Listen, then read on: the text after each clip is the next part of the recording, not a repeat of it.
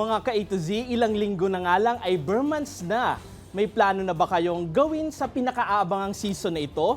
Muli magbabalik sa bansa ang nakakakit at heart na Disney on Ice presents Let's Dance.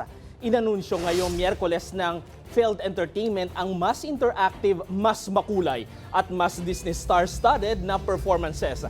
Tampok din sa Disney on Ice ngayong taon ang mga bagong pakulo gaya na ang pagiging DJ nina Mickey Mouse, Minnie Mouse, Donald Duck at Goofy sa buong skating act. Bago at mas jaw-dropping stunts din ang mapapanood mula figure skating, high-flying acrobatics, unexpected stunts, special effects at magagarbong costumes at set designs. At dahil nga kilala ang Pilipinas bilang may pinakamahaba at pinakamasayang pagdiriwang ng Pasko, first time magkakaroon ng holiday sing-along, tampok ang mga sikat at kinalakihang Christmas songs.